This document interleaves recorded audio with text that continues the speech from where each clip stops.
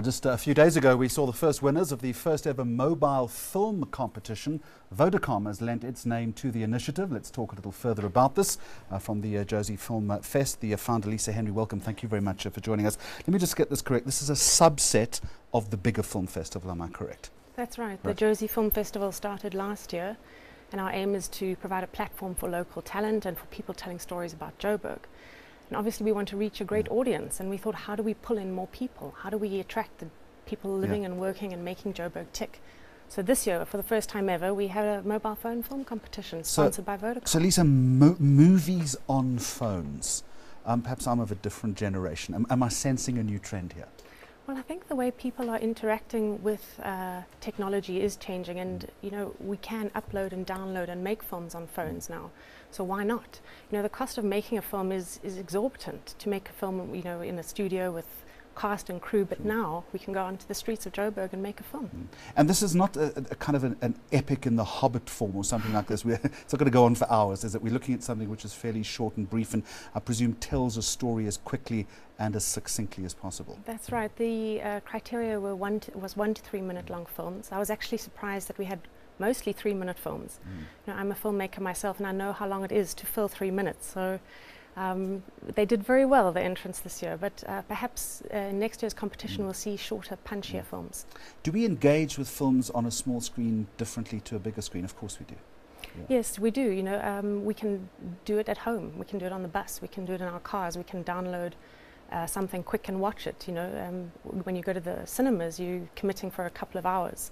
So this is a different way that we are choosing to access content. And, you know, I think it's a growth market, you know, it definitely is. Some of the content that you observed, what stood out for you? Well, there was quite a lot of, I thought, moving little tributes to the city that we live in.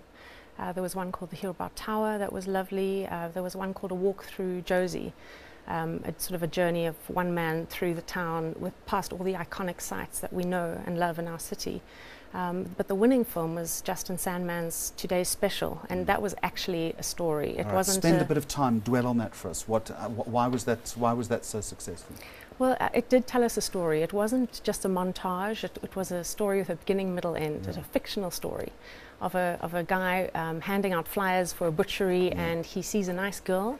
He wants to meet her, and she keeps giving him the cold shoulder, and it's his journey over the week to try and get a date with her. So it's funny, light-hearted, made us all laugh. Yeah. So classic boy meets girl outside butchery kind of story, exactly. which is really nice. Would something like that have been well scripted? You can't just go in, even if you've got a minute to 3 minutes to play with. You've got to have a sense of structure with something like this. Would that have been a reason why this particular film did so well? I think so. I think also people do want to laugh and smile and see something that tickles their fancy, and this is what this film did. And Justin actually is a filmmaker, so perhaps he had an advantage over the amateurs who entered this year. We're living now in the digital age where movies can be shot on your smartphone, and we live in such an amazing country with such fascinating stories that we have to shoot these videos, whether it be fiction or non-fiction. This is my first mobile short film competition. Usually I film with big lights and fancy cameras. The challenge here was to not have my phone ring when filming that money shot. Credit must go to Mavuta Zege, who acted and co-wrote the story with me.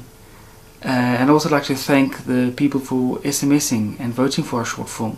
Without their support we would not have won. This is something that we've done in Johannesburg, but what about the rest of the world? Is this also a growing trend in other markets? Are we seeing more of this type of competition happening? Well, I think there are competitions like this around the world, but this is a first for South Africa and a first for Jozi.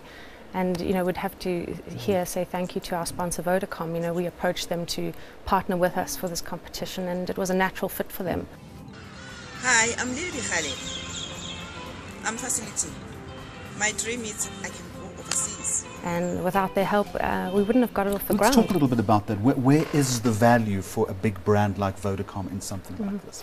Well, they have this new LTE service where you can download, upload quickly, stutter-free, and they want to push the fact that we can do this and use our mobile phones for so much more than we already are. You can watch films on your phone now, and they will be providing content in the near future. So I think, you know, they just got behind us, and we're very grateful they did. I think this was our first year. I hope next year will be bigger and better. We learned a lot this time, and we're going to tweak it and make it better for 2014. Well, Lisa Henry, thank you very much for the insight. We've put, by the way, the links to the 3 winning videos on the Mags on Media Facebook page. Pay us a visit and tell us what you think. Coming up on the programme, how a beer commercial inspired a real-life story. Normally, it's the other way around.